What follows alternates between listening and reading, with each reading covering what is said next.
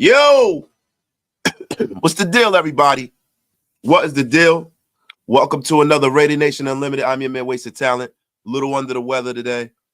I've been under the weather ever since I came back from vacation. I don't know. Maybe it's the change in climate, but not feeling the best. But we got to get to this content, man. Shout out to everybody in the chat. Thank you guys for patiently waiting. I had to push the live back really quickly. I had to take a breathing treatment, try and get my breathing together so I could deliver this show to y'all. But shout out to everybody in the chat, man. Shout out to my guy 24. Shout out to my guy Raider Loso, Alpocalypse. Shout out to CGR, man, in the place. Manny. Oh my God, man. There's a lot going on. There's a lot of comings and goings in Raider Nation. My guy Super Maricon is in the place to be, man. Oh my Lord, man. Shout out to everybody on Twitter. Get wasted with your brother Wasted. Tell a friend to tell a friend. Yes, sir. It's definitely coffee time, Soup. Black coffee today because it opens everything, the breathing and everything up, man. Salute to everybody in the chat. So look, wait a minute. I eat right. But hey, what happens is when you go from 80-something degree weather, you come back and it's like 40 degrees, you get sick, bro. But before we get the show cooking, I got to get right, man. Got to make sure I tie my hoodie up, man. Y'all know how I do. It's funny. I used to do this to my daughters when they were little. I used to put their little hoodies and stuff on when they were babies. I would tie their hoodie up, too. That's just something I always did. But look, there's a lot of comings and goings, right? Now, you guys saw yesterday on Twitter, our brother, Graphic Raider, is in a place, as usual, tweeted something out that kind of went viral. And it got the nation going. There was a picture that Mr. George Pickens, starting wide receiver for the Pittsburgh Steelers, posted next to our minority owner, but with the majority of the attention, Tom Brady. Now, George Pickens has had a very, very strange career. You know what I mean? He is very, very talented, man. You can see the talent. You can see the measurables. You could see, I mean, everything just pretty much. He's a guy that when he was coming out of Georgia, I was very, very high on. And a lot of guys that are in my group, you know, Shieldmore aficionados, man. We all were high on George Pickens, man. We were all very, very high on George Pickens, man. And the speculation is it's weird because, you know, this offseason, there's always a lot of smoke, but it hasn't been a lot of fire in certain scenarios, right? Now, one, with the Geno Smith situation, that was smoke, there was fire, they delivered, right? But there are all these other scenarios, the Aaron Rodgers thing, you know, the Matthew Stafford situation. I mean, a lot of things, right, that did not come to fruition. Now, were they on the table? You bet your bottom dollar they were. But things are fluid in the National Football League, right? So, and they say it's a week-to-week league. In the offseason, it is a minute-to-minute league. So things change very, very rapidly, right? But the George Pickens thing seems to make a heck of a lot of sense. It seems to make a heck of a lot of sense, man. Now,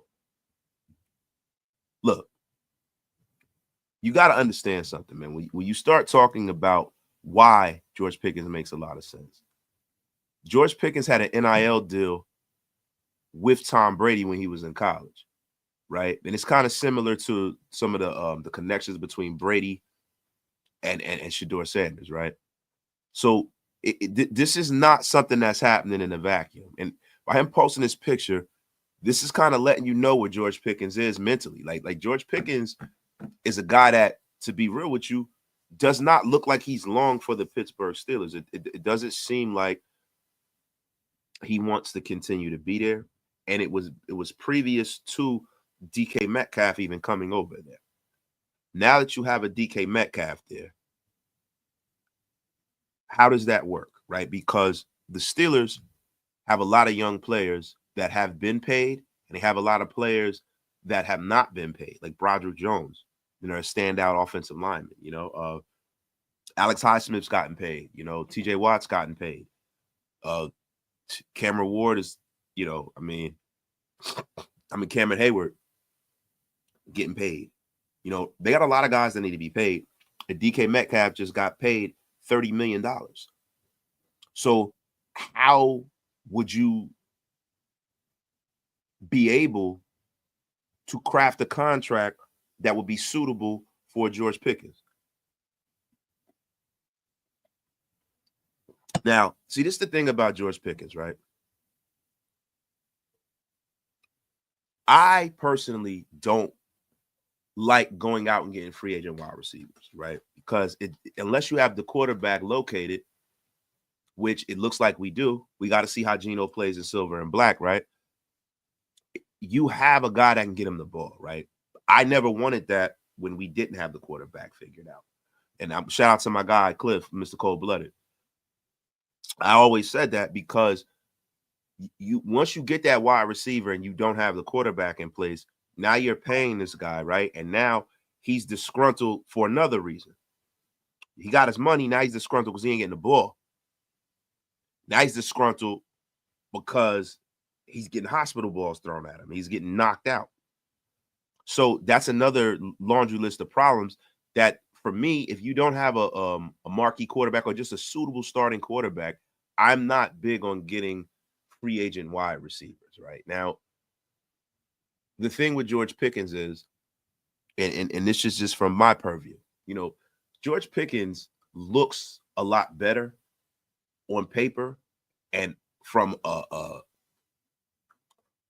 talent perspective, more so on a perspective of, hey, what he could be than what he actually is. Now, it's two things, right?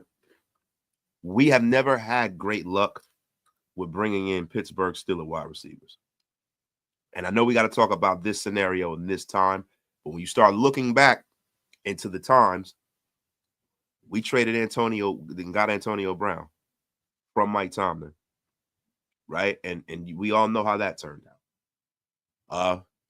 Martavius Bryant didn't work out for us too well, right? So those are other pieces of that. And then the thing is that if Mike Tomlin is having a problem controlling a player, it's a little different now. And I know some of my talking points don't really compute because Pete Carroll is a Hall of Fame coach as well, right? But the thing is this.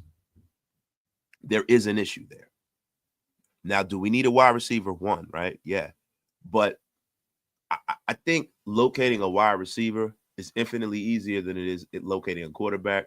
And it's easier to deal with the wide receiver when they're in their first deal as opposed to their second deal, or if they're looking for their second deal. Because right now, all of the Pickens noise is happening because of the fact that he's in his final year, right? And it's not looking like Pittsburgh will be able to pick up that final year. So he's pretty much a man without a contract, right? And it makes sense. The Raiders need that X, right? Now, he might not be the number one option, but he can be the X. Guy that can stretch the field, matchup problem out wide. It all makes a hell of a lot of sense. A hell of a lot of sense. But my problem with going out there and bringing in George Pickens is the asking price. Now, there are rumors that the asking price is a second-round pick or a third-round pick. But what we must keep into consideration is that the Raiders need a lot of other things. This is a big draft for this team, more so than I've ever seen. And also the fact that we would have to pay Pickens as well. So to me,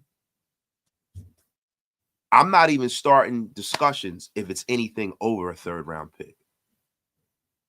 Right? Then the Raiders are in a position where there are other wide receivers in this draft. Now, we don't know how good they are. Now, when you start talking about Pickens, right? If he comes here, he's expecting a contract. What does that contract look like? Because what has he done in the National Football League? We know what it looks like he can do, right? But what has he done in the National Football League to deserve a $30 million a year contract? What has he really done? Now, this current season, George Pickens had 900 receiving yards, 64.3 yards a game, 3 touchdowns. 2023, 1,100 yards, 5 touchdowns. 2022, 800 yards, 4 touchdowns, right? So when you start talking about a market value, that can put him, 20, 30 mil. And to me, I just, look, man, he's been a 1,000-yard receiver in this league. But to me, all of the baggage, the nonsense, I don't necessarily know if I'm willing to marry myself to George Pickens. I really, look, you guys can call me old-fashioned, old school. I don't know. Now, I know that Geno will need a big target out there.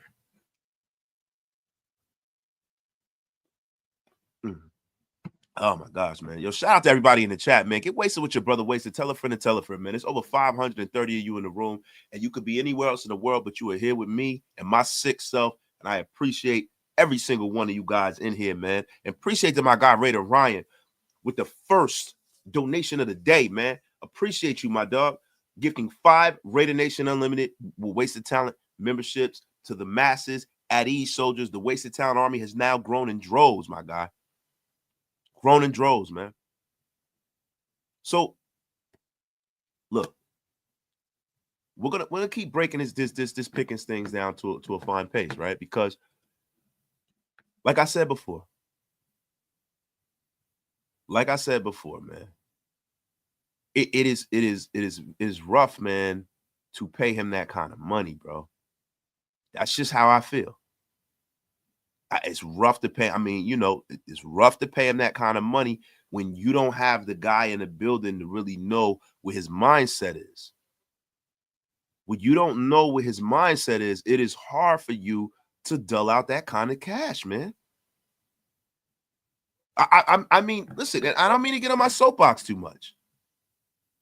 But I need to ask you guys, what do you guys think, man?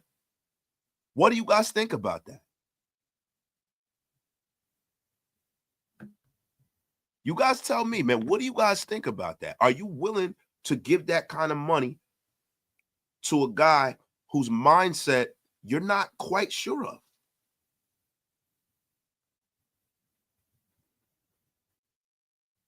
I mean, let me know. Let me know, man. My guy, Matty Marinovich, is in a place with the power mullet. With the power mullet. Business in the front, party in the back. He said, get Tyler Lockett and call it a day. Bro, look. If you talking about getting the Tyler Lockett of 5 years ago, then we on to something. Tyler Lockett is a good guy to have in your receiver room, but by no means is he your ex. Tyler Lockett, his better days in this league is beyond him. He is a guy that you can have in your receiver room, but his days of being a featured guy is beyond him, bro. You know what I mean? Now, these are a few things about Pickens that I like. I like the measurements as far as, his height and weight, speed, leaping ability. The ability is all there. The ability's off the charts, right? The ability's off the charts. He's a terrific blocker. Terrific blocker. Terrific blocker at the wide. So look, all of that talent and stuff is great. It's the same thing with like T.O. It's the same thing with guys like Antonio Brown. That stuff is excellent. Nobody's taking that away from him. From a talent perspective and what the role he could fill on this team, man, you don't get much better, much greater than a guy like George Pickens, right? But this is the thing, man. When you have a guy that is a malcontent, that is the problem. Because you do more damage to the psyche of the team. People spend more time trying to placate you than actually fitting into the framework of what's going on. Now, if you have an issue playing for Mike Tomlin, then man, you got a real issue. Because Mike Tomlin he's a man, he's a player's coach through and through. And Pete is too, right? But if you can't be happy playing for Mike, then I don't know what to tell you, bro. I don't know what to tell you. Mike Tomlin is one of the best coaches in his league, right? And he definitely understands today's player.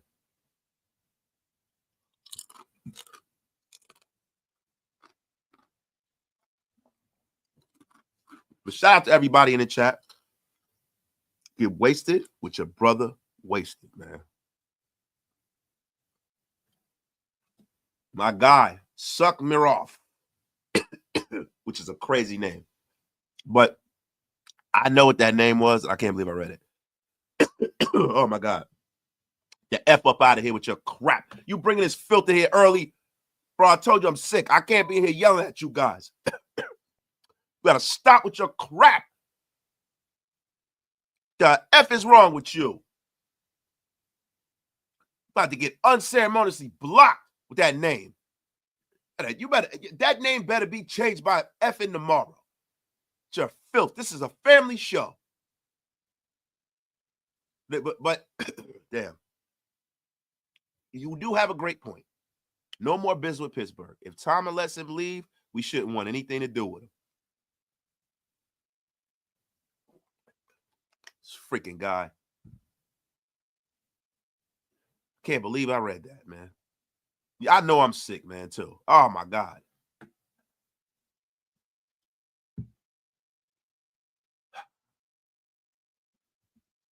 Yo, me off. Salute to you. You got me. Salute to you, you bum you. You got me. Yo, I am so mad that I allowed this guy to get me with that effing name. Thank you, LV. So I am so mad I let you get me with that. Oh, my God, man. I need some more tea, man. My voice is gone, man. Now, guys, we have some more news, man. We have some more news. And this is a great, great signing by the Raiders today, man. Today, the Raiders signed a restricted free agent linebacker, you know, because we're looking to bolster our linebacker. Of course, Robert Spillane has left, Divine Diablo has left, and we went out there and signed Christian Ellis. Now, look, man, this is a restricted tender deal, right? So a player with 3 accrued seasons and an expired contract are restricted free agents. They're free to negotiate and sign with another team, but their original team has the original right of refusal, right? So when somebody offers them a qualifying offer, they have the first right of refusal or draft compensation. So if the tender was withdrawn by the team, the restricted free agent becomes an unrestricted free agent, and the teams must submit these tender terms before the start of the 2025 league year, right? So what that means is, as of right now, we signed him. We don't know if the Patriots are going to match and or, put that tender on him.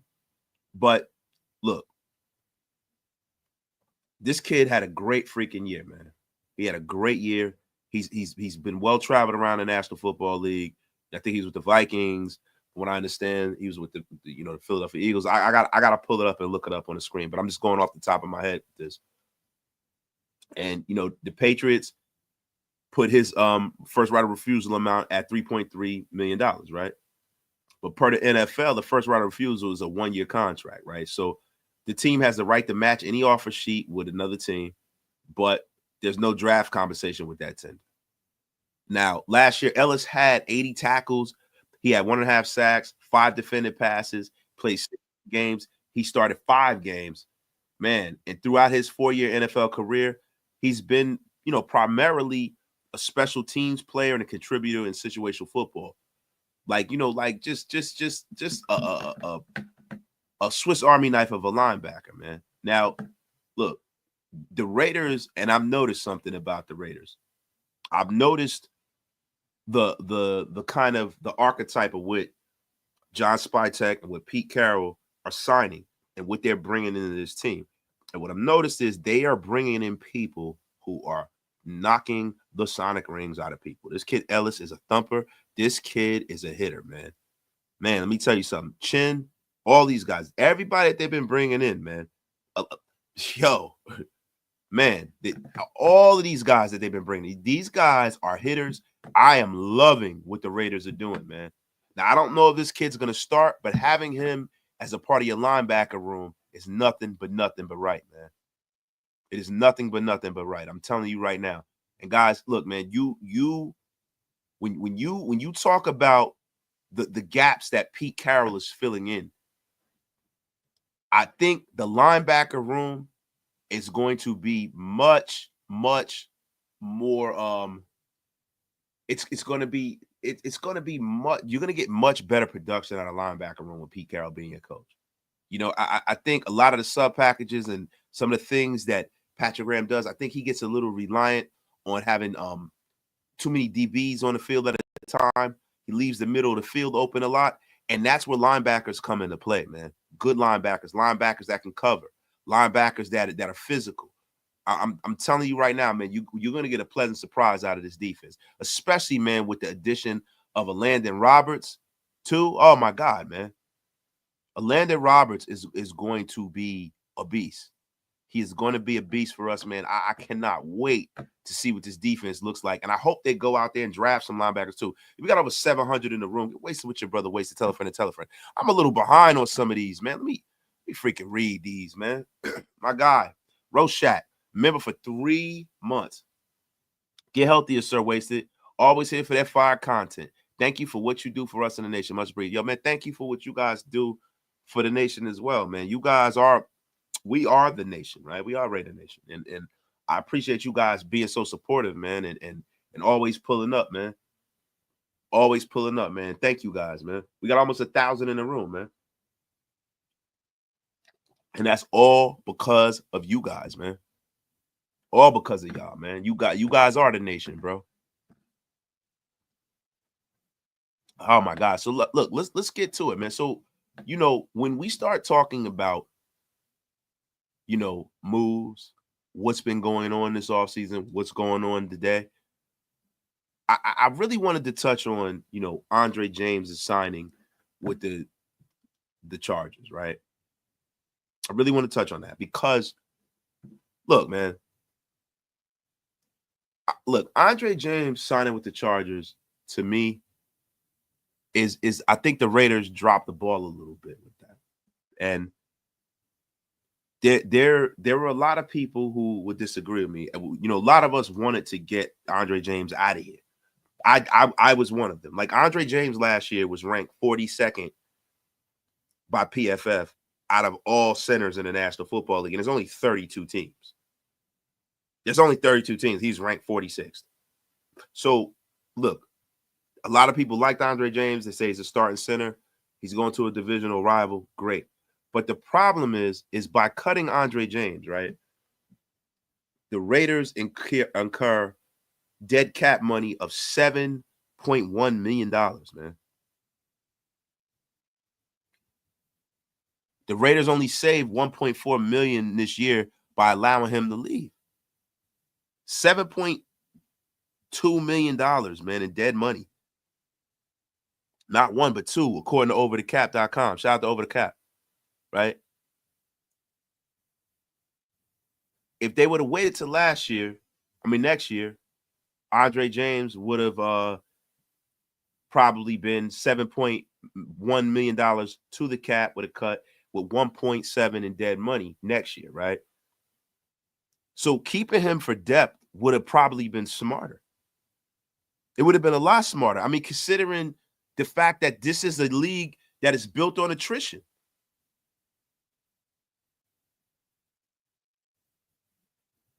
This is a league built on attrition, bro.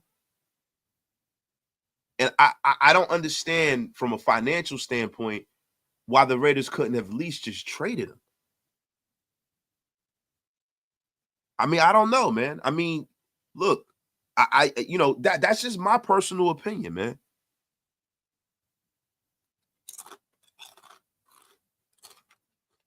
I mean, and look, numbers and things like that, they say men lie, women lie, numbers don't. In sports, they have so many metrics that you can use to try to back your point up that sometimes it's like you can't see the forest from the trees, right? With some of this stuff. Sometimes you can't see the forest from the trees with some of this stuff, right? So, you know, Andre James isn't as bad as we think, and he's not as good as the Chargers fans are thinking right now. But what he is he is a starting level center who is going to a very good group. So now Andre James doesn't look as inept as he might have with us because now you have a Joe Alt, right? You have a Mekhi Becton next to him, right? And you have a Rashawn Slater. And if I'm not mistaken, what was the other kid that they got from Mississippi State? Geez, what the heck is his name, man? They have a damn good offensive line, man. There's a kid I wanted out a couple of years ago. I want us to draft. What the hell is this kid's name, man? But man, listen, the Chargers, they have what was he from? Boston College or Mississippi State, man? Where the hell was this kid from? So let me look that roster up right now. See, people say that they're not worried about his the Chargers. Yo, you should be. Not worried, but you got to pay attention, bro. You must know your enemy. You must know your enemy, bro. You must know and study your enemy. Zion Johnson.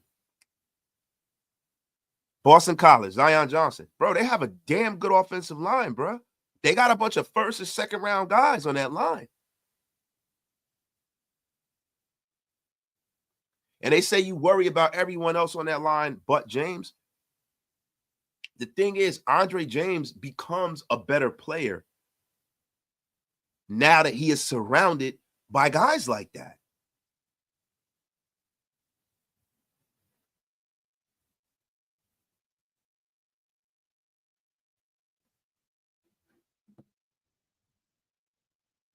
It's unbelievable here.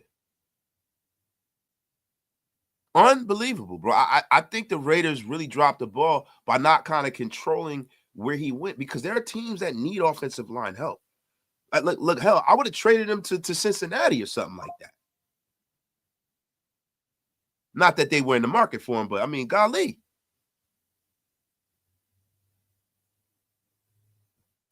Golly, what the heck is my... But look, man, let me read some of these supers here, man. Shout out to everybody in the chat, man. Yo, my guy, Brian Rodriguez. Do you know Tay McMillan? Do you like Tay McMillan or any thoughts on Milrose Pro Day? I got a lot of thoughts on that. I got a lot of thoughts on McMillan too. But let me just hold on here, man.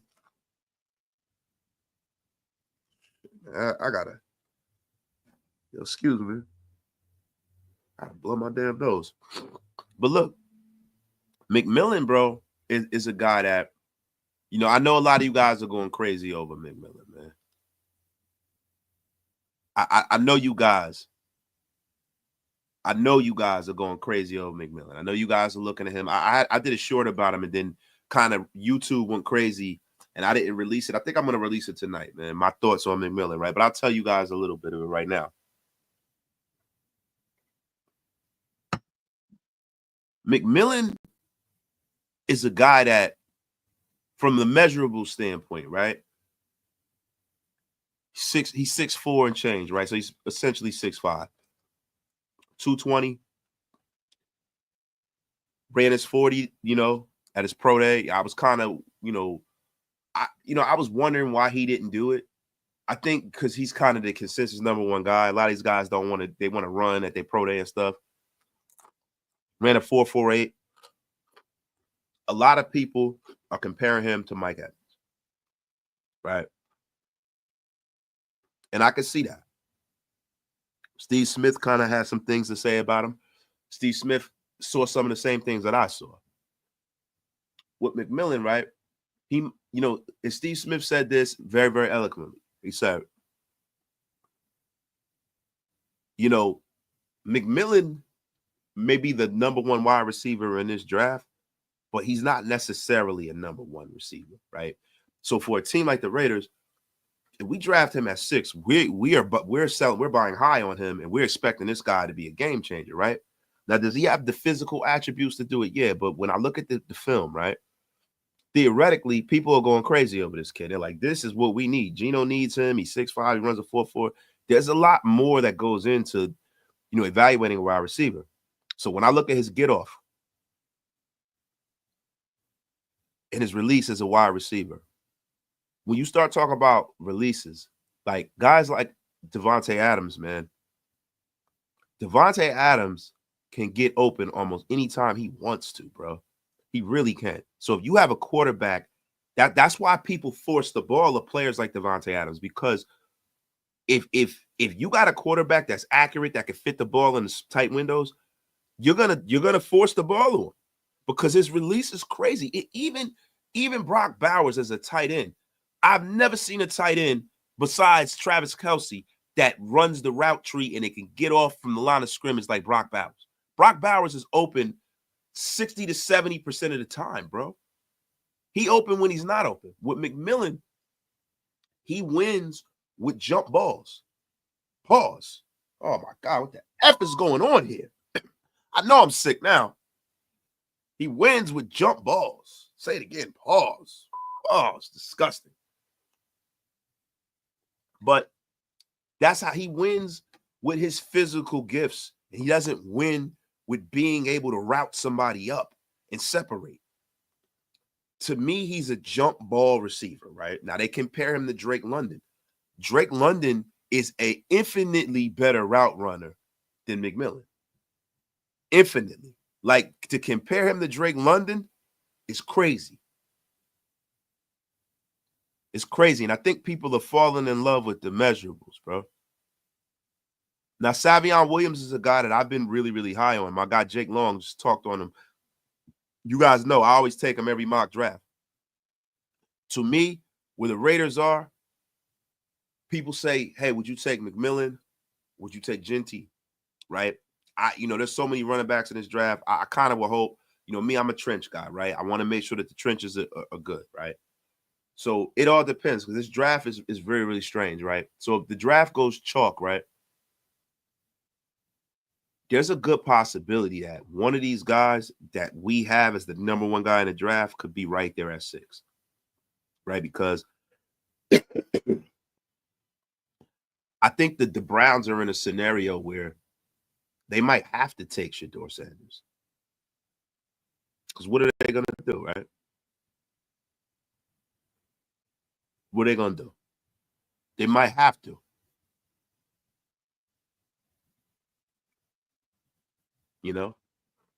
They might have to, right? Now I'm all in for the thick frames, right?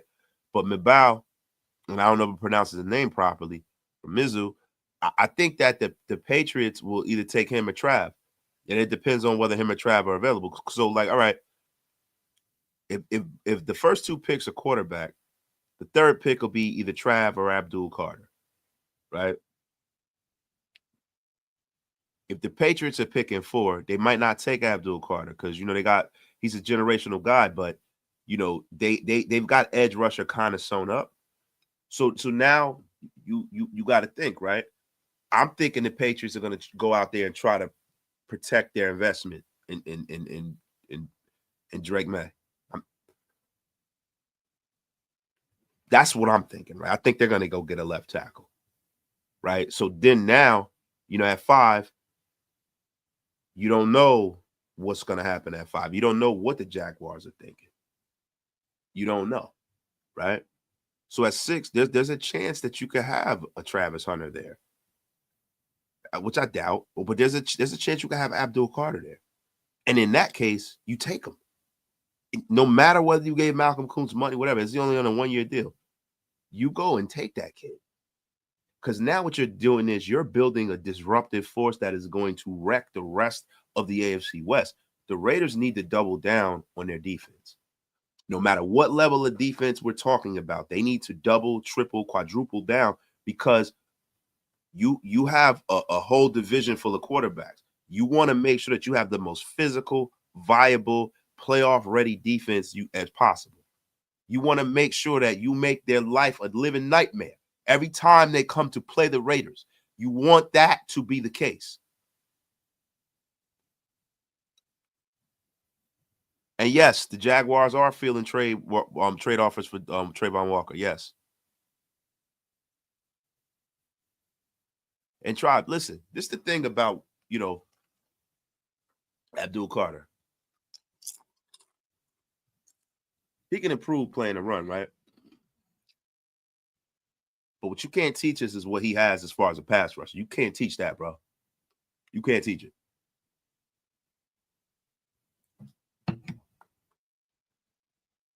So I'm telling you right now, the Raiders are in a good spot.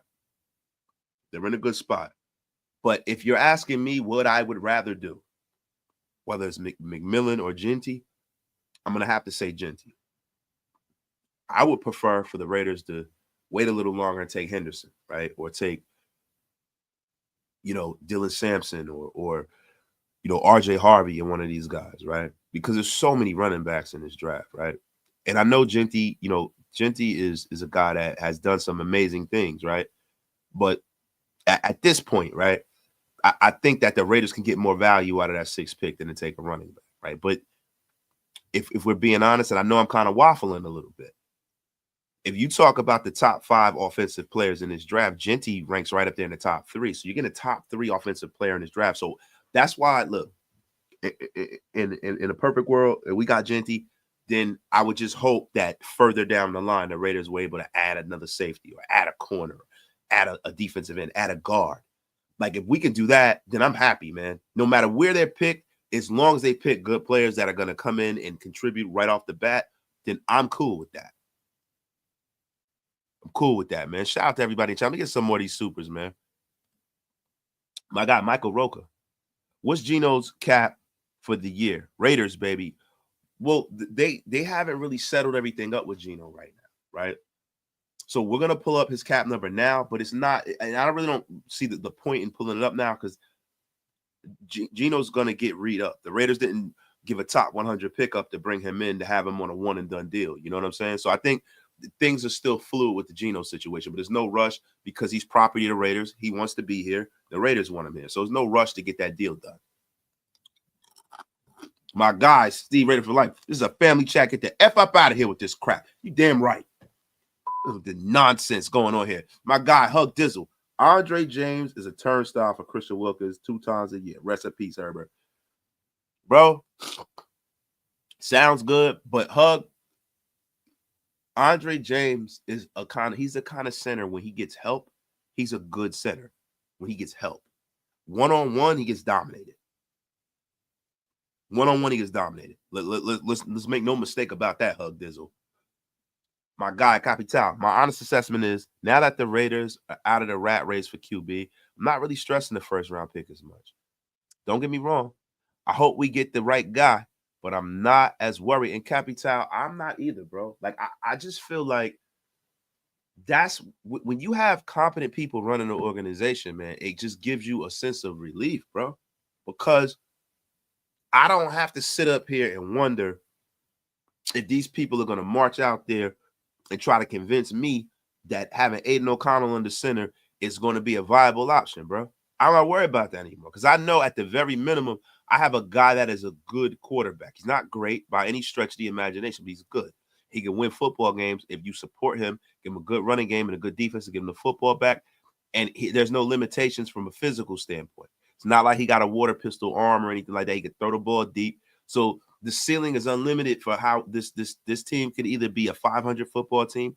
I think the basement for this team got a little higher. And that's what you can ask for. So look, when we start talking about McMillan's, right? I'm going to get back to McMillan. They say, is his ceiling Mike Evans? Mike Evans is a Hall of Famer, bro. Like, Mike Evans is one of the great receivers to ever play this game. That's a pretty high goddamn ceiling. It's a pretty high ceiling. It's a lot to put on a young player like that, right? Look, does he look a hell of a lot like Mike Evans out there in the field? Yeah, he do. But just from a physical standpoint. But you got to understand, every couple of years, there's a player that is similar to this, right? Years ago, you had Plainfield's very own, Plainfield, New Jersey's very own, Kevin White.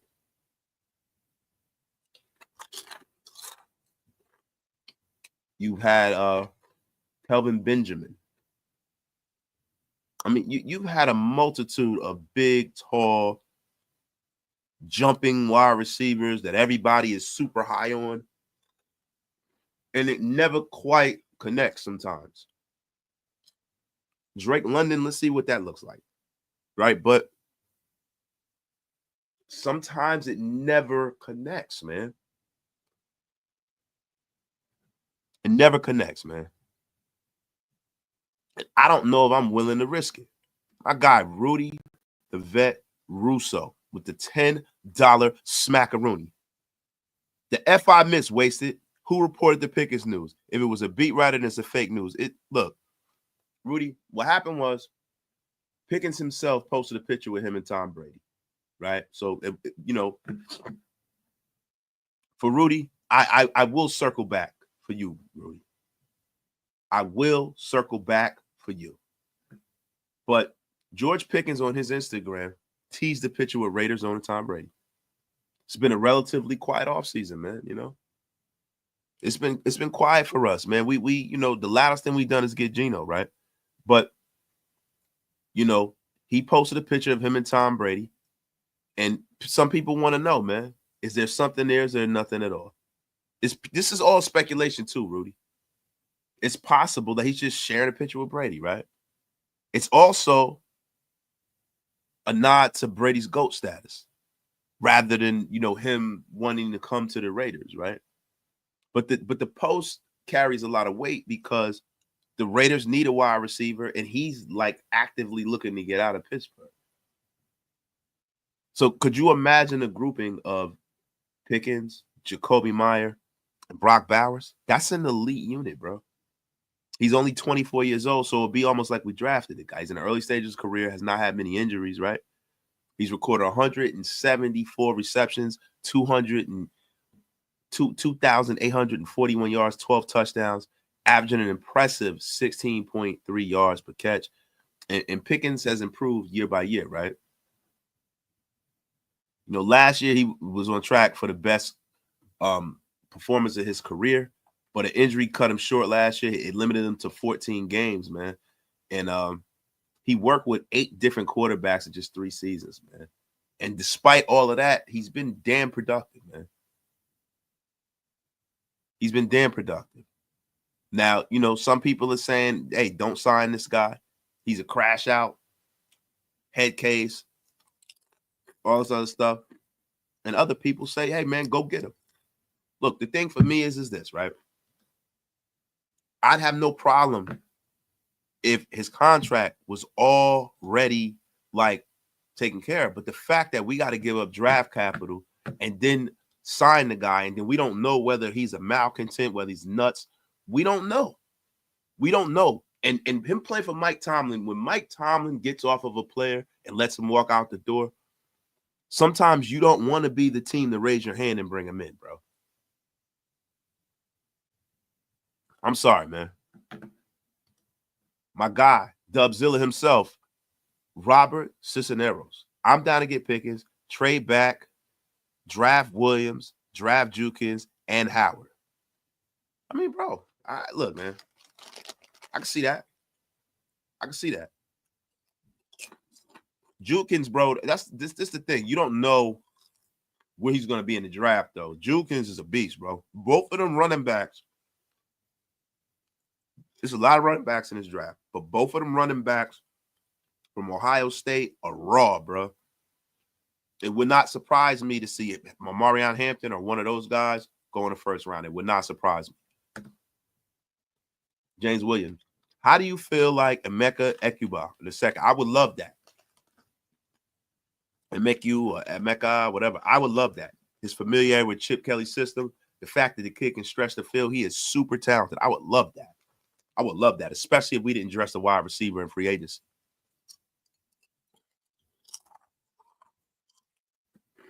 My God, where's the flag? All these Pickens haters, the guys that just fade off soon as we sing the sign these dudes, just here to hate and ask about crap or locker room cancer, shaking my head. We have a culture with set. Bro, the thing with the whole Pickens thing, it's a novel idea. But just because somebody doesn't necessarily want to sign up for the drama that he brings, bro, how many, like, you got to understand something, bro. I don't get mad at none of you guys for having the viewpoints that you have, yo. I just don't, because this team has gone through an awful lot in the last 25 years, man. It has, and a lot of our viewpoint on football has been kind of like, it's almost like Raider dysmorphia. Like our viewpoint on the game is a lot different because we've dealt with so much bullshit. Some of us don't like, some of us almost are afraid for us to try to be great. We're almost afraid. People didn't like the Geno Smith thing. And it's like, well, bro, you know, just if you're just dealing with facts in fiction, right? The fact remains that no matter what Geno Smith is, you know you got better at quarterback. There's no metric that you could tell me that Aiden O'Connell and Gardner Minshew are better than Geno Smith. There just isn't. People talk about the Pete Carroll move. People say, well, he's old. Well, you know you got a guy that can coach. That question mark is answered. Coach, quarterback, answered, done. So now everything you do around that, those moves have way more of a chance to work because of everything that's done around the moves that you make. So listen, if the Raiders felt like not getting Pickens was the right thing to do, fine. Fine, Raiders. But if you do feel like bringing them in, I feel like they have the environment to make it work. Where before, like bringing in Devontae Adams didn't make a lot of sense if Derek wasn't any good. And that was always a question. What Derek are you going to get? I wanted us to get Devontae Adams because I didn't want to hear that excuse no more. Hey, listen, if we don't get, we got to get him a receiver, as if he didn't have Amari Cooper and all these guys and Crab. Oh, if he get a receiver, it's on. We lit. He got a receiver, and then, it didn't work out. So now we knew it's time to move on. UA Mel, to be generational, you have to have the measurables plus the talent like Bo Jackson, for example. If you don't have the measurables, you have to be very unique like Barry Sanders, for example. And I see, bro, what measurables we talking about? Are we talking about height, weight, speed? Or are we talking about like there's other things besides, like straight on speed, 40 time. You got you got cone drills and stuff like that. So look, man, when you talk about from a film standpoint, some people say Genty is generational, right? Me, I'm on the fence with that, right? Maybe it's a get off my lawn moment because I'm a little older, right? Because I've seen Barry Sanders come into this league. I saw Barry Sanders when he was in college, right? They didn't play on television that much back then, because ESPN was kind of, really starting to get their foothold. And, a lot of the college football that you saw, Notre Dame was that was the only school that was nationally televised on NBC back then every week. That's why I'm a Notre Dame guy, right? Then you got to look at in the 80s, right? Miami was great. Penn State was great. All those old blue blood programs. Tom Osborne in Nebraska played a lot on national television back then, right? Oklahoma, the Sooners, they played a lot on national TV back then. University of Michigan, always, So, and whomever Notre Dame had a rivalry with, you would see it. Like you see USC, teams like that. And then on ABC, you'd have Keith Jackson and all of them on there, and Brent Musburger on channel. So you didn't see a whole lot of Oklahoma State, right? But I did see some of them in college, right? And then, after Barry, I watched all of Marshall Faulk's career. I used to stay up at night because on the East Coast they would play, those games in the WAC conference, the Western Athletic Conference. Shout out to that defunct conference. I don't even know if it's still around, right? But you would stay up and watch Marshall Faulk run all over Air Force. You know what I mean? I would literally stay up to watch Marshall Faulk. He was a phenom. I remember them having all the great running backs talk about Marshall Faulk before he came into the league. But Marshall Faulk was box office, man. I remember, Run Ricky Run, man. Ricky Williams, man, in college. Listen, man, I've seen a lot of great backs. Even guys that, guys like Sean Alexander, bro. Sean Alexander was great at Alabama, bro. Chris Johnson, all these guys, bro. Like I can keep Adrian Peterson, LaDainian. We can go, the laundry list goes on. I don't necessarily see that. Maybe look, I gotta look into him more because I think it's lazy to just kind of anoint Ginty. It's kind of lazy, right? Because you just look at the numbers and you look at some highlights and then you just say, well, he's generational.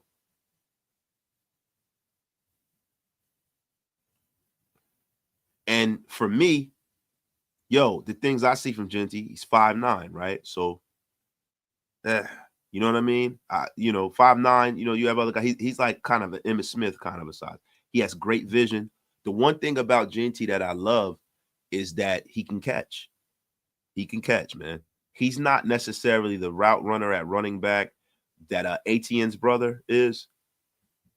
Travis Etienne, his brother, man. He can really run the route tree. Like that kid is a receiver. He's just not catching little dink and dump passes and taking off, right? Ginty is physical. A lot of people say he doesn't play well against good teams. That's not fair. You know what I'm saying? Because, him playing against Penn State had one of the best defenses in the country, and he still had over 100 yards against them, right? Does he have a lot of miles on him? Yes, he does. Yes, he does. He had 340 carries this year. There's a lot of miles on him, and that's something that you got to take into consideration, right? But when I look at Ginty, he has great vision, breakaway speed, breaks a lot of tackles. He kind of reminds me of Emmett. He reminds me of Emmett, bro. He reminds me of Emmett. But the thing that sends up my spidey senses, right, is that when we make these, we were on Twitter having a discussion about, great players that came from small schools, great people that came from small, like I had brought up Walter Payton came out of Jackson State, Graf brings up, Rice coming out of Mississippi Valley State, and there's a laundry list of players that have come from small schools, right? The thing is about it is that back in those days, right, you can hide. Today, if you can play football, you can't hide anywhere, bro. They will find you because of the fact we have YouTube, social media. Players can upload their own highlights. You used to have to, when you were a high school player and you wanted your highlight reel, you used to have to go and beg your coaches to put it together and to help you out to get you into college and stuff like that.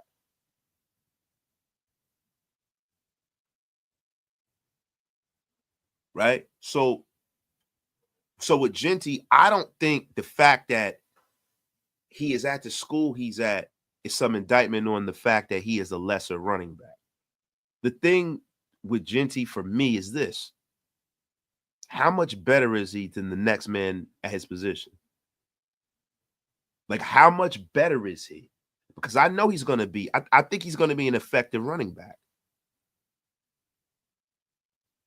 I think he's going to be an effective running back. I think in the right situation, because everybody has to go to the right situation. There's some people that are just off the charts, guys like the 1 or the 1%, guys like Sean Taylor, where they go anywhere and they're just going to it doesn't matter, they're going to change. They're transformative guys, right? I don't necessarily know if Genty is that, right? But I know that if he goes to the right situation, he can succeed. He can succeed, man. I've seen the effort he put up against Penn State. Penn State had one of the best defenses in this country. He did well. But the line of demarcation is not some indictment on Genty and how good he is for me. The line of demarcation between Genty and the next best running back or the next 2 or 3 guys is what my concern is. So for me, right, say, for instance, Genty comes into the National Football League, 1,400-yard back, great young back, right? And I pass on Genty, and I get like that left tackle from Missouri, and he's a stone cold lead pipe starter, or we put him at right tackle. He's a starter. He's a stud lineman. We don't got to worry about that anymore.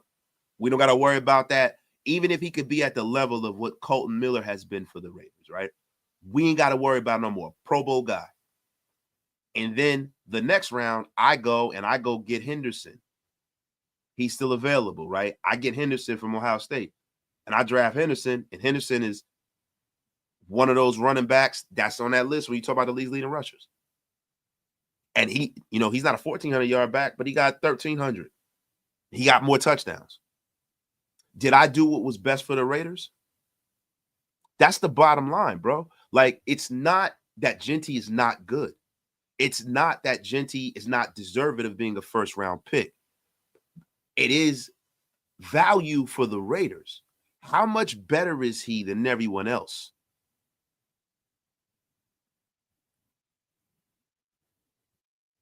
Like, how much better is he than everyone else?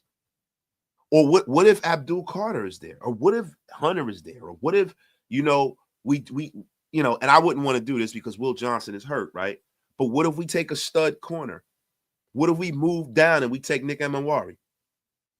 And we still get a running back who's a bell cow back?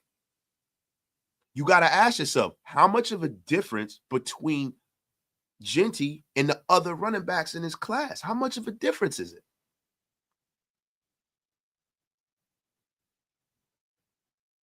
How much of a difference? You have to ask yourself that. Is Genty, if you take him at 6, say, for instance, out of a possible 10, right? So if you talk about a prospect coming into this league, let's say LaDainian Tomlinson, right? 10. Because a lot of y'all, I'm not going to go back to when Barry and Emmett came out. I ain't going to go back. That's too long ago. It's too long ago. It's a whole nother era of ball. I'm not going back to Bo. I ain't going back to Marcus Allen. We're not going back to Eric Dickerson. We're not even going to go back to the Marshall plan because some of y'all don't even remember when Marshall was in college. We'll go back to LaDainian. We'll go back to Ricky Williams. We'll go back to AP, Antonio Pierce, Adrian Peterson, right? We'll go back to those guys. And we'll even go back to Todd Gurley. If Adrian Peterson and LaDainian are 10, right? And Todd Gurley is an 8 because he had injuries. Where's Genty in that? I need to hear in the chat. Where's Genty in that, guys?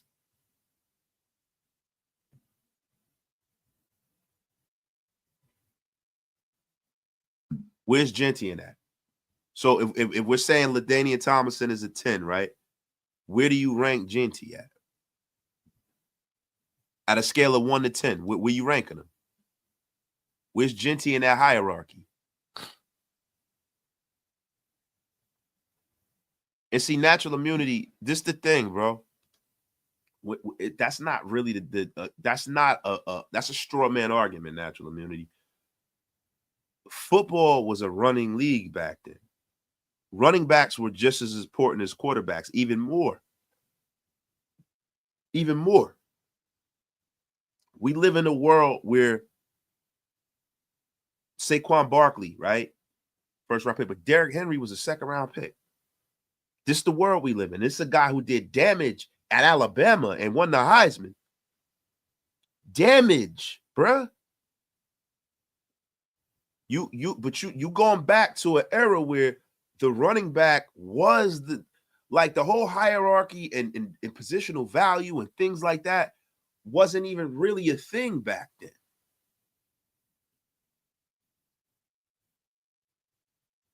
So you can't go back to when Marcus Allen came out. You can't do that, bro. You can't go back to when OJ and them was in the league and shit like that, because running backs were the alpha, the omega, everything. Running backs were everything. Running backs were viewed just as high as quarterbacks back then.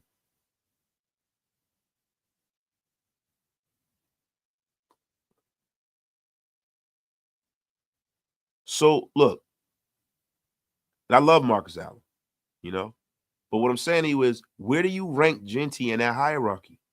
Derrick Henry, Saquon Barkley.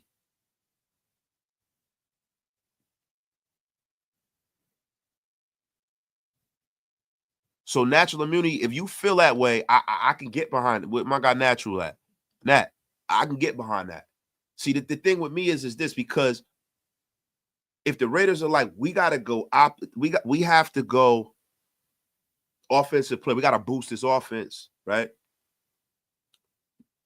We got a board.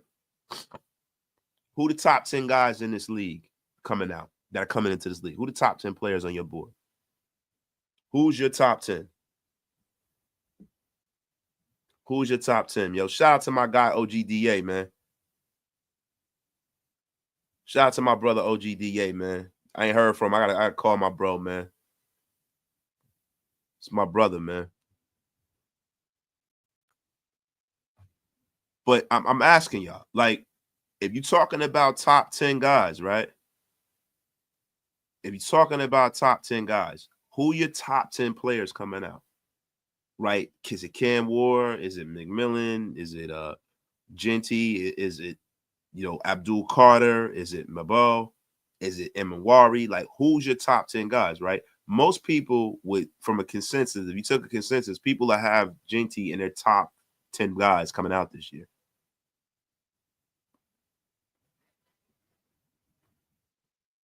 So, look, there's some people that are really high on Genty, right? But to me, and this is why I say take this with a grain of salt, right? I would not be upset if we took Genty. But can I wrap my mind around us not taking him at 6? Yes, I can.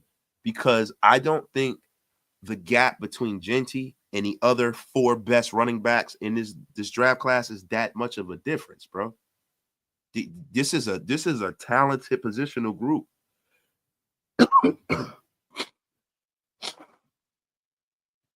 Oh my gosh. This is a talented positional group. Talented. I'm sorry, y'all. Disgusting me blowing my nose on the air.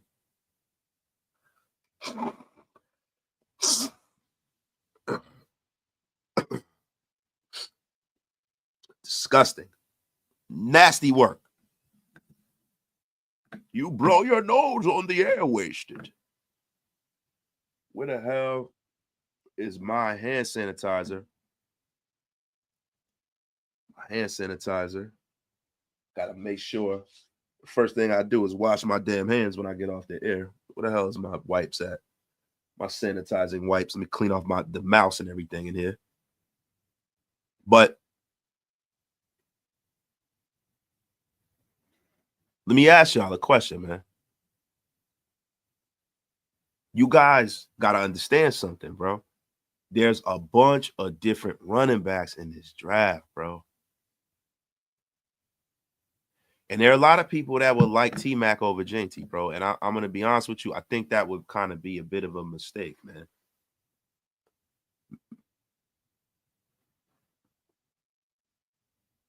Bit of a mistake. My guy Hug Dizzle. He goes, but at 6, I'll admit he might be a bit overvalued for running back.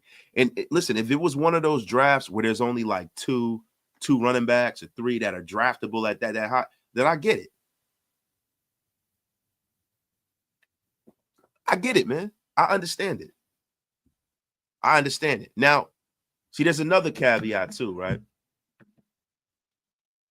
Shedeur Sanders. Now, if Shedeur Sanders gets past the Cleveland Browns, right? And I know I've been on my soapbox this whole episode, y'all.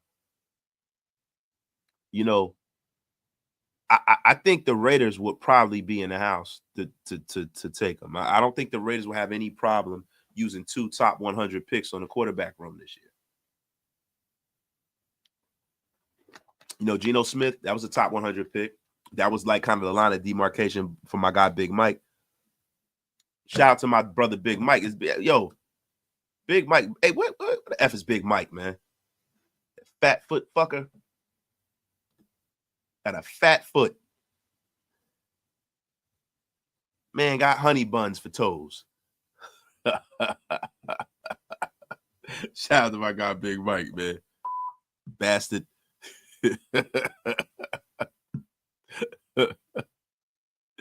Yo, shout out to my dog Big Mike, man. But yo, so you got to ask yourself something, right? How do you think that, you know, Tom Brady would be affable to taking Shedeur at 6? I'm gonna be honest with you. Tom Brady had a quote, right? And this is a article from Sports Illustrated, Las Vegas Raiders, by Ezekiel Tresvant, the cousin of Ralph. Nah, I don't even know if he related to Ralph Tresvant, but Tom Brady said, you know, that and this was in an article by Yahoo Sports by Charles Robinson. Actually, I'm sorry. The Raiders minority owner Tom Brady has a great amount of respect for Sanders. He said the only question is whether the Raiders would be willing to spend 2 top 100 picks on quarterbacks after dealing a 92nd overall pick on Smith. Look, man, the Raiders would be wise to double down on quarterbacks. And we'd be wise to double on the fact that Jason Demon Hunter King just gifted 5 Raider Nation Unlimited Wasted Talent memberships to the masses, making the Raider Nation and Wasted Talent Army grow in droves at ease, soldier.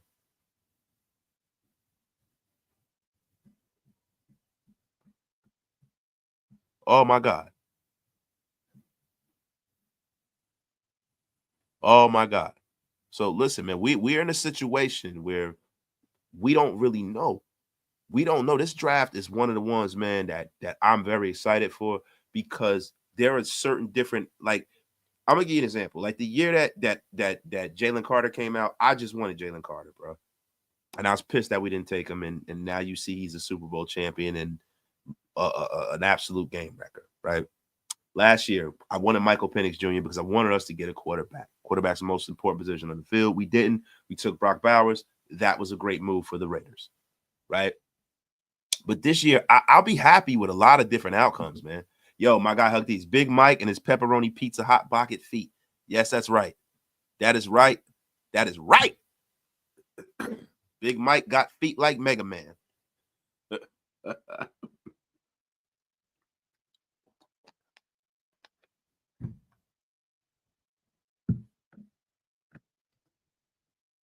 Sweeney. Mason Graham will make our D-line top 5. Mason Graham's all right, and I like Mason Graham, right? But we being real here, right? Christian Wilkins, Max Crosby spent money on Malcolm Kuntz. I would prefer the Raiders to kind of go out there and get some offensive help without having to spend free agent money on it. The money is on the defensive line already. You gotta put either draft capital or money into the offense for it to get better. And we've done that with Geno Smith. We just traded some draft capital for him, right? I want to see the Raiders put more of their draft capital into the offensive side of the football. And Butler's a beast, man. Like, look, Mason Graham would be great, but he'd be a rotational piece at this point, right? So we're taking a rotational piece at 6. I was in on Mason Graham when I wasn't sure whether or not we were going to re-sign Adam Butler. Now that we have Adam Butler, I think that we can kind of pump the brakes on Mason Graham.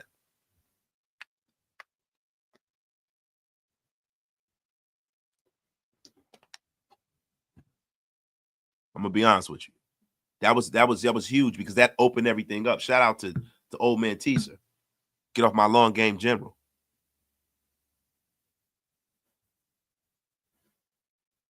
Now, Mel, you can't compare Bijan Robinson to the situation that we're in, bro. Like, that's a different situation.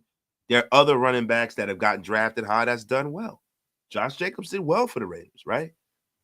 We're in a different situation than Atlanta is, bro. I'm gonna be honest with you. That to me, that's a straw man argument. I Am Hilltop is in a place, man. Late, but never too late for some wasted silver and black content. Shout out to my guy, I Am Hilltop, man. That's my brother, man. Shout out to my guy, Solomon Mitchell. Solly, what it is, man? What up, family? Just walked in for work, saw the live. Raider Nation, what's good, wasted? Shout out to my guy, Solly, man.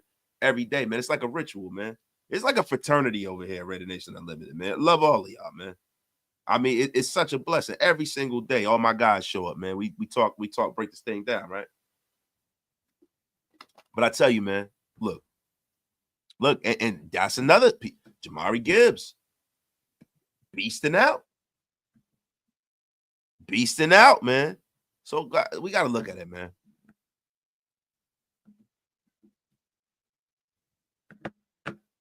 We got to look into this shit, man. So guys, look, man. Let me ask you guys something, man. You guys, what do you guys want to get into, man? You guys want to get into a mock draft? You guys ready for another mock? We kind of covered most of the stuff that's going on with the team today, right?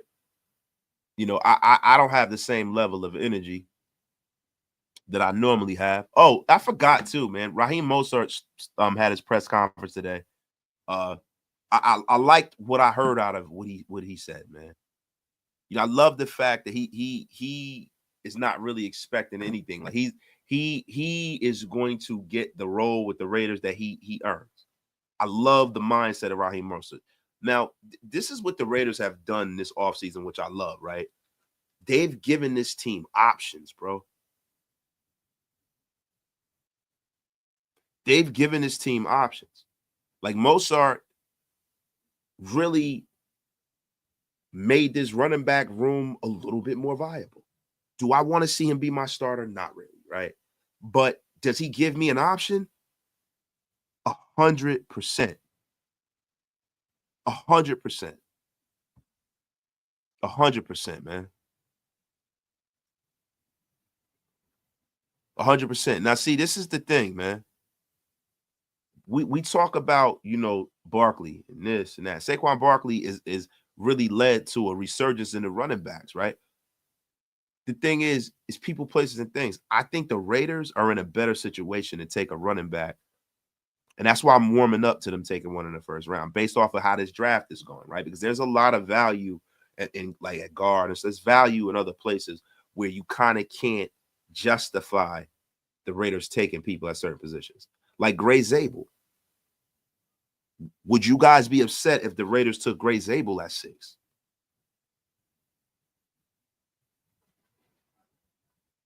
Now that's look, bro.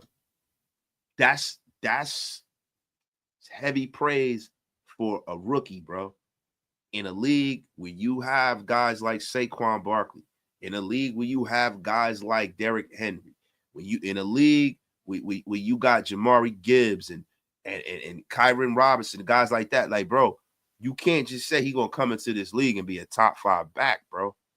That's a lot. I remember everybody saying that about Najee Harris, bro. That's a lot, bro. Yo, and that, yo, if we draft him, I hope you're right. But that's not that to me, bro. That's not. You can't hang your hat on a rookie coming in and being top 5 in a position, bro, ever. Like, ever.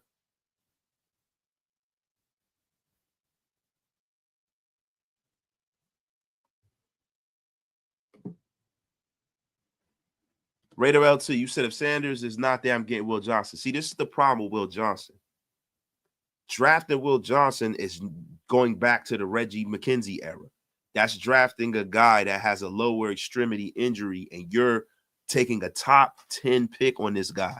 He's coming into the league with an injury problem. And you just moved on from Nate Hobbs for being just that, an injury-prone guy. That's having too much faith. I think Will Johnson is going to drop, bro. He's going to drop because he has a hamstring injury. He has other injuries, and it seems like his leg is being an issue. If you're going to take somebody, you want the prospect to be as clean from a clean bill of health standpoint as possible, bro. I'd rather take a running back and Genty with a clean bill of health than taking Will Johnson. Even though I love Will Johnson's game, Will Johnson is hurt, bro, right now, and you don't even know if he's going to be able to start camp at the same time. To me, I'd rather take the risk of a healthy player and overvaluing the positional value than taking an injured player at a position of supposed need. I mean, seriously, man. That's where my mindset is, man. That is where my mindset is. That is where my mindset is. So, look, guys. You guys talk about don't disrespect Darren McFadden, bro. Don't disrespect Run DMC, man. That was my guy, man. Don't ever disrespect Darren McFadden, man. When he was on the field, he was electric, bro. I love Darren McFadden, man. That's a guy that, to be honest with you, I got to get Darren McFadden on the show, man. I love Darren McFadden, bro. One of my favorite players ever, bro. Love the guy.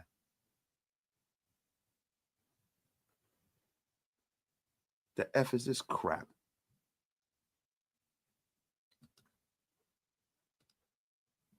So let me log in to my account here, man.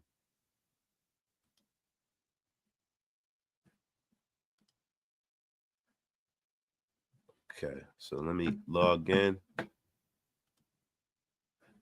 I'm going to log into my PFF account.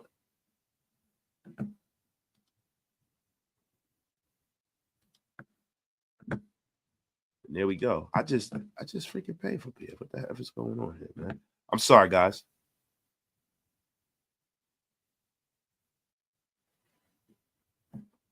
All right, so look. And then summary, boom. All right, guys, so we're going to get the draft started. I gotta sign in. It's just, I updated my computer last night, and it's been crazy, man. It's like I gotta sign back into everything. Stuff that I normally have, like, just keyed up, is a pain in the ass.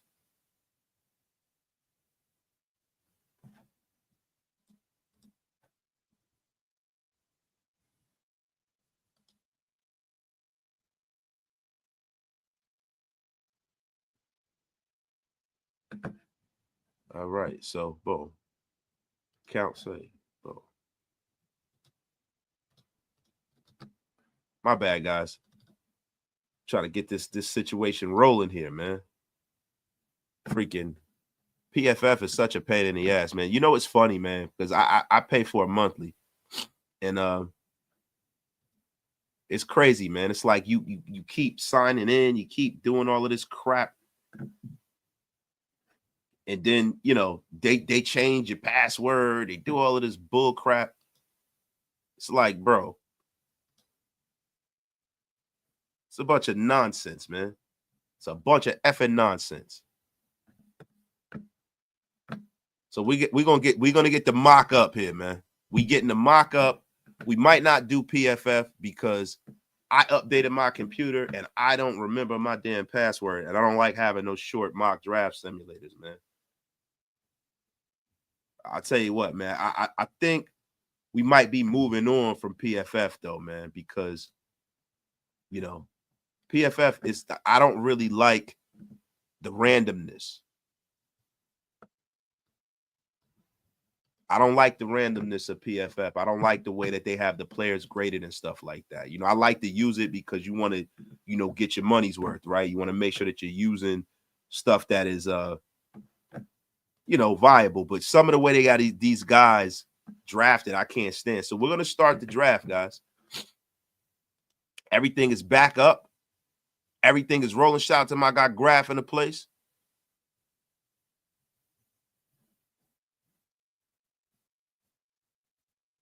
Now listen, be prepared to see Graf get unceremoniously blocked.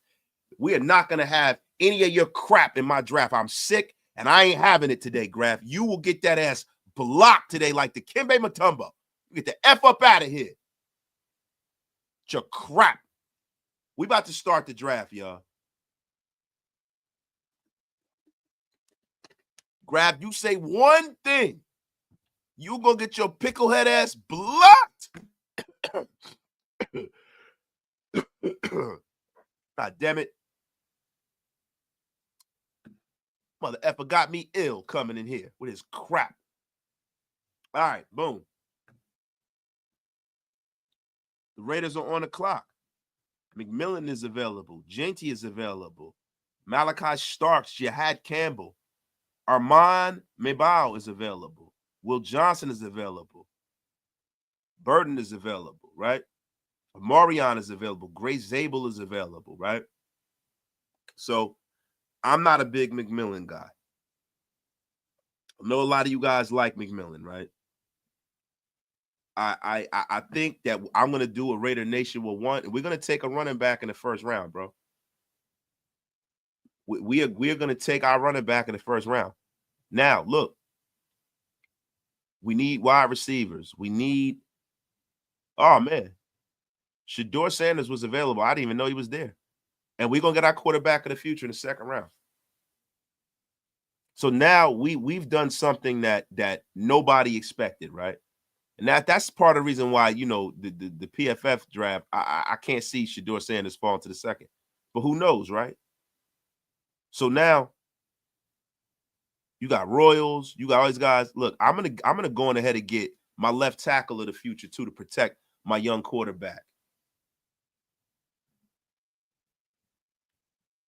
So we got us a tackle, we got us a quarterback, we got us the premier running back in this league. So we got two of the biggest guys in this league, man, that anybody would have thought that, you know, should be drafted, right? So now we got to go out there and we got to go and probably go linebacker, right? So we got to see who's available here, right? Jack Kaiser's still available. Danny Stutzman, who is an absolute beast. Love the kid.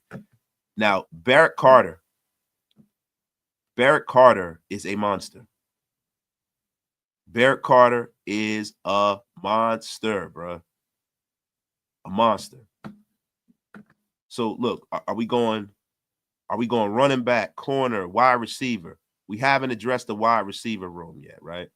I think it's a little too early to address the wide receiver because, you know, some of these guys, you know, aren't really guys that I'm really high on. I'm probably going to try to see what I can do at defensive back, right?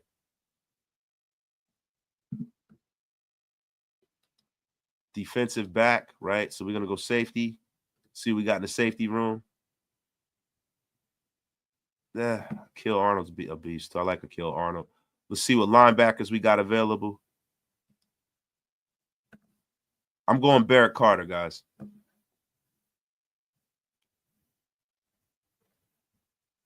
Going Barrett Carter. So boom. Simeon. So you know what we can do? RJ Oben is a beast. I like RJ Oben. Right. So right now we got a corner. We got some running back, Cody Lindenberg. We got here, man. Listen, man. Bashar Smith is still here. Jarquez Mullins, Trevor Etienne. We took a running back in the first round. It's not like we couldn't use another one, right? We do have a little bit of a need at tight end as well. Because remember, I am operating under the estimation that we have gotten rid of Michael Mayer. But there's nobody that piques my fancy here, man. Nobody that piques my fancy. Let's go look at guard. Interior offensive lineman. Tyler Cooper, Jake Majors, nice little backup at center. Cooper Mays. But you know what? I'm gonna be honest with you, man. I think the guy in this draft, man, that'll give us the most value at where we are in this draft, and we're gonna go value is Trevor Etienne. We'll take Trevor Etienne, man. So our running back room is set at this point. Running back room is set at this point. We got our quarterback of the future. We got Geno Smith. We really don't need to go and take any of these guys, these nameless, faceless guys. Now, I think it's time for us to go out there and go try to address the wide receiver room.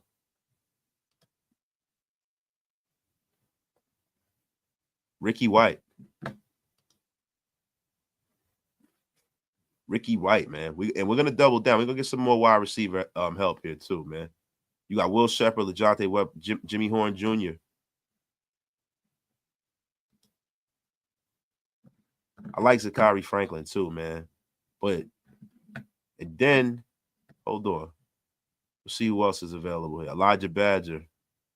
Shout out to Elijah Badger, man. We're gonna go with Jimmy Horn Jr. Jimmy Horn Jr., man. Let's go out there. Let's see how many safeties we got available, right? Because we kind of doubled down on safeties a lot, right? But Malachi Moore, good young safety, SEC product. Bring him on in.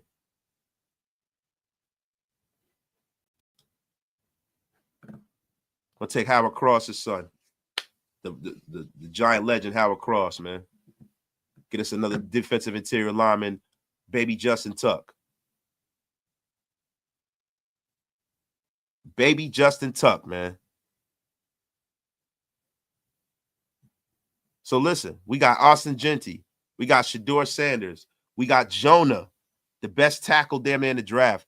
One of the best linebackers in the draft. We got Trevor Etienne, two great young running backs, Ricky White, Jimmy Horn Jr., man. Jimmy Horn Jr. Look, man, you guys, I'm going to be honest with you guys. If you guys are telling me that this is a bad draft, you guys don't know. You guys are terrible, terrible, terrible football aficionados. The F you mean? Wait, I forgot to block graph. The F up out of here, man. Terrell Thomas. Omari Hampton runs like a little back with power. I like Hampton, man. I like Hampton. I'm a big Hampton guy. Big Hampton guy, man.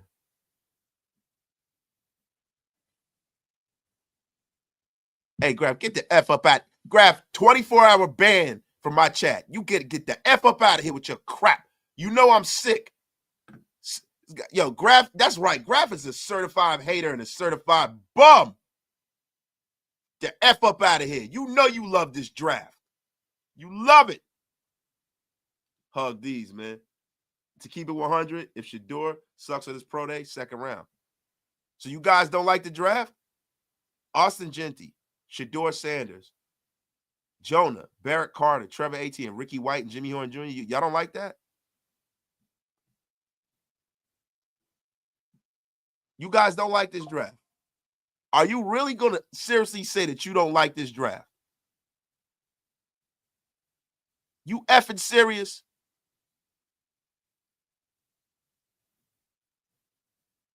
Are you effing serious? So ATN was not, yo, bro. Do you watch ATN, Graf?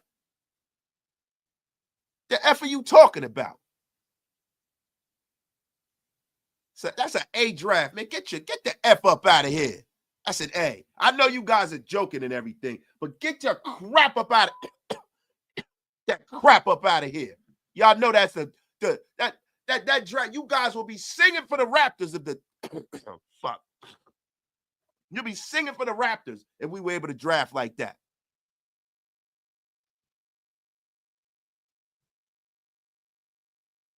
Graf, you suck. The F up out of here. You know, we're going to do a new mock draft. And I'm going to show you guys my greatness once again. Start draft. All right, guys, look. So we on the clock. McMillan is available. McMillan is available, y'all. So look, this is what I want to do, right? I'm going to do a draft, right, to see if there's any trades. The Denver Broncos are trying to give up the trade. Let me see something here. 26. Nah, I can't. I can't trade with the Broncos, man. Cannot trade with the Broncos.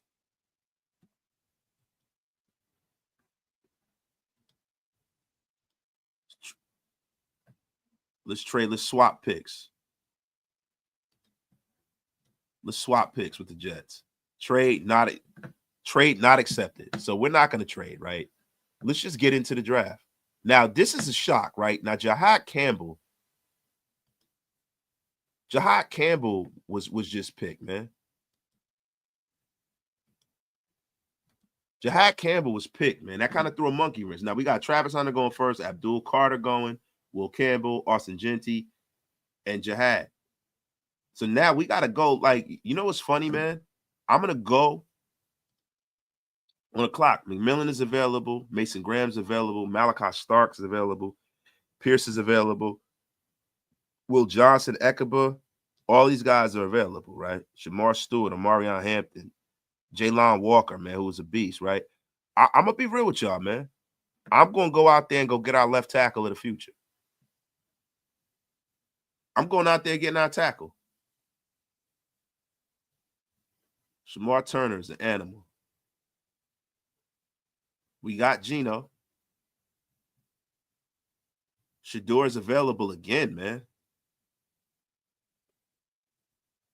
Shador is available again. So let me ask y'all a question, man. Demetrius Knight, beast, right? Xavier Watts, beast.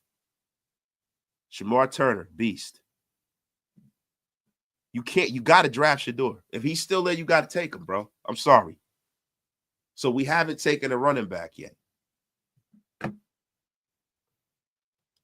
We have not taken a running back yet. We need a running back. It's like your life dependent on it. Dylan Sampson, like your life dependent on it. I'm sorry. Gotta go running back. So now, let's go. Let's see what we got in the cornerback room. Dotson, Burke, nah. I'm smooth on them. Hold up. And I like Bryant too, right? But I think I need to go and look into this wide receiver crop. Let's see who's still available, man. Let's see who's still available. Ricky White, Nick Nash still available. Sheesh, man. Yeah, I kind of missed out on the wide receiver crop.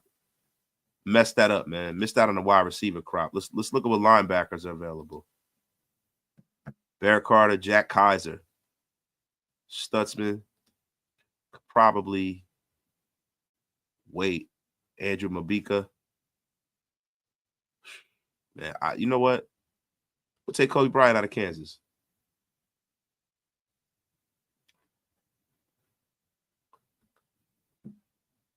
Tyler Beatty. Nice edge rusher, man. Okay, so Curtis Rourke, John Williams, Okay, let's see who we've taken. Brady Cook. I think I'm going to try to double down on back here. But double down on back. I'm going to go out and go get my guy, Ollie Gordon, man. Big Ollie Gordon fan. Now it's time for us to go get a wide receiver here. Ricky White, like your life depended on it. Vegas guy gets to stay home. So we haven't really done a whole lot with the line. I'm going to go out there and go get a stud lineman that a lot of people aren't talking about out of Rutgers and Holland Pierce. 6'8", big left tackle, man. Great guy to take at this point. So right now, my guy Malachi Moore is sitting right there. You got to take him to improve this safety role. Got Malachi Moore in the 7th. You had a damn great draft.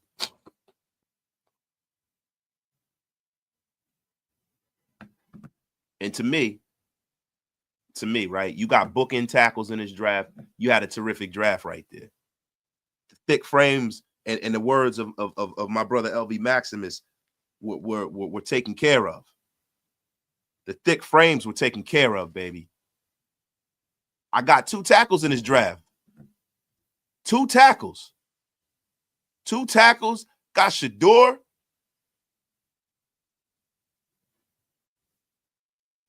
Yeah, I didn't take Cam Ward. Yeah, I skipped him in the first round. Yes.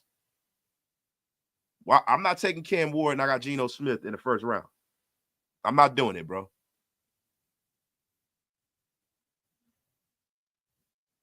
He could be, bro.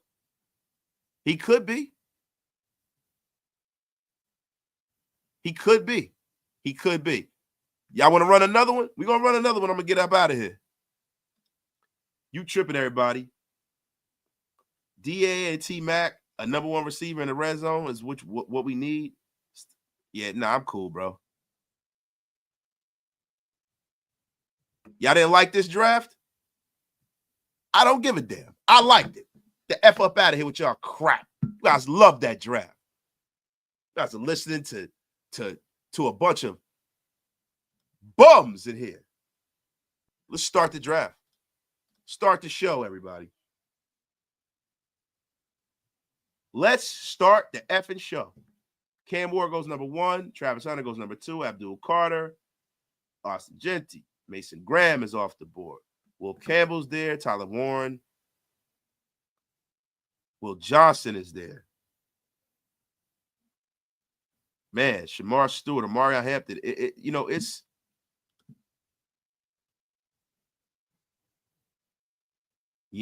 look, man. I think that that trade. I think I'm willing to take the trade, man.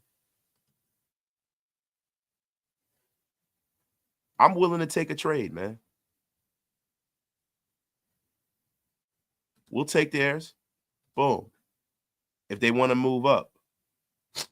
But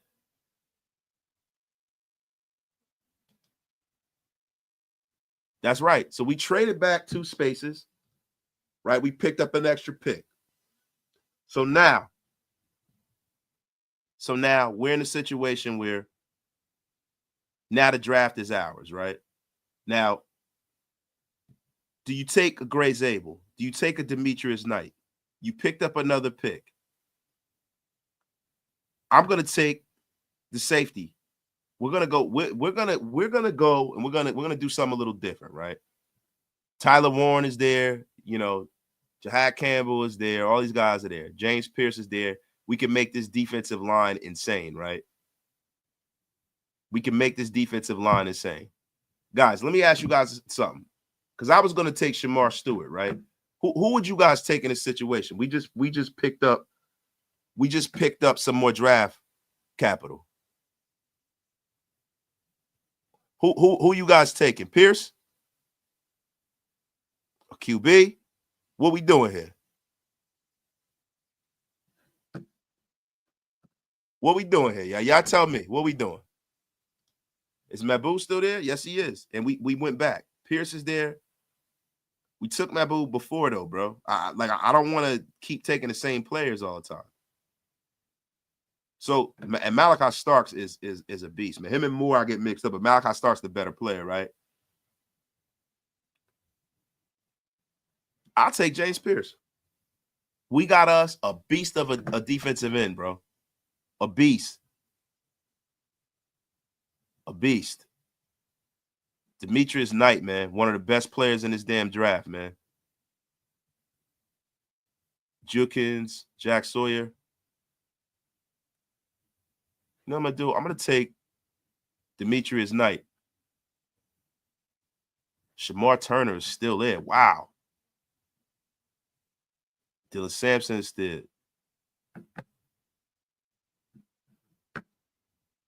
Doubling down. Shamar Turner.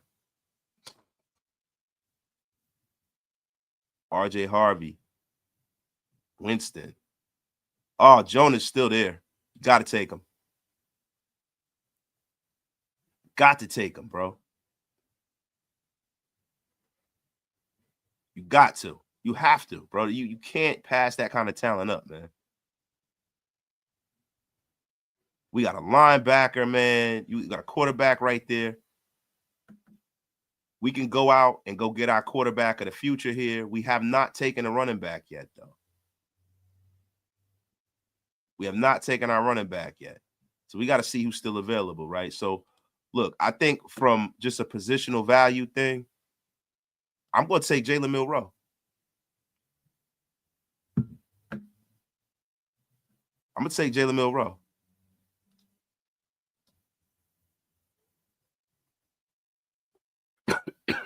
All my wide receivers is off the board, man.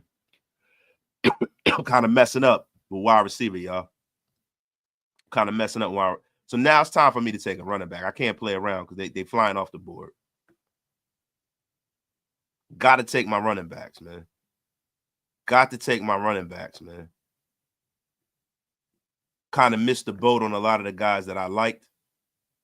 Ollie Gordon is a guy that I'm very, very high on.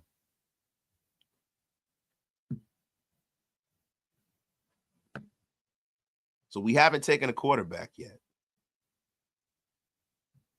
No, we have. I forgot we did take a quarterback. Kill Arnold, Majors, Frazier, Jack Nelson. Man, let me go into the chat, man. I'm not even looking at y'all, man. Let me look into the chat, see what y'all saying about this draft. So let me ask y'all a question, man. Where would you guys go? Where would you guys go right here? Some more O-line? Some more O-line. Let's go see what we got. Let's see what's still available in here, man. Do some more O-line. Jake Majors. Nice little backup. Dylan Fairchild. Beast. Dylan Fairchild, man. Man, I hate passing on Denny Stutzman, man. I'm gonna take my man Holland Pierce, the big 6'8" beast. So look, I'm gonna go out here and do the unpopular thing, right? We might need a tight end, right? We got some safeties out here. We haven't gotten us a wide receiver yet. Yeah, Fintrell Cypress is second. Man, I need to, man, it's so hard doing this, man, without really seeing everything, right? So, because I like Jason Marshall, Chisholms, Graham Mertz is a bum. But I'm going to take Malachi again. I'm take Malachi again, man. Take Malachi again. And then Rondé Gass in the second is right there for me again. So I address the tight end position, right? But then Jimmy Horn Jr. is still there. Jimmy Horn Jr. is still there. And there we have it, y'all. The last mock draft of the night. This defense just got, I mean, the team got 100% better, man. James Pierce, Demetrius Knight, Shamar Turner, Jonah, Jalen Milroe. I mean, my God. Yo, my God, John Cruikshank. Tet all day, every day. You guys are tripping, man.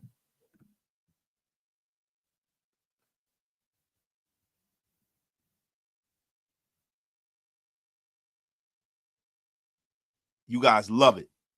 I mean, what do you guys think about this draft, man? What do y'all think about this draft? The F you talking about, Graf? Wilkins gives us an extra $15 million to restructure. We might be working on a trade or extended Jacoby or Colton. You know what, man? I would want to have Colton Miller's replacement on the roster. I think Colton Miller's starting to get a little long in the tooth, man, and he worries me. Some of them injuries, man. Look, I kept taking my bow. Sometimes you got to take different players, man. I want to keep taking the same guys, man.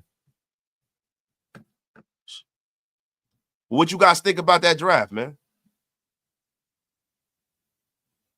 What y'all think about that draft? I loved it. To be honest with you, I loved that draft, y'all. I loved it. I effing loved it. But listen, guys, we've been running at this for damn near 2 hours, man. I think that was a great effing draft. F whoever says it wasn't. F you too, Manny. I don't even know why you're effing in here. Yeah, you damn right I took Ollie Gordon. I like Ollie Gordon. That was the worst of all the three. Get the F up out of here. It's because you don't know how great James Pierce is. Effing bum. But look, y'all. Little under the weather. My chest is starting to hurt. Love Jack Sawyer, but sorry. I just made this defense generational. So, guys, listen, man. This has been a great Raider Nation Unlimited, if I do say so myself. Thank the over 800 of you guys for hanging around and sticking around for almost 2 hours, man. And Louis Garcia, you will be blocked for the next 30 minutes. Get the F up out of here, Louis Garcia. Shout out to all my guys who pulled up. Shout out to UA Mel. Shout out to Daniel Caps. Shout out to my guy Graf that pull up here, Big Mike, Barbecue Rib Foot Mike. Shout out to him. Shout out to everybody who pulled up. I appreciate every single one of you guys. Yo, you guys have a great night, man. We going to get the rocking and rolling. And we're going to keep with the Raider content. Make sure you guys subscribe. This has been more of a low-key Raider Nation Unlimited. Your boy Wasted is a little under the weather, man. I'm about to go lay down, man. Shout out to my guys, man. Y'all have a great, great effing night, man. We are out of here, man.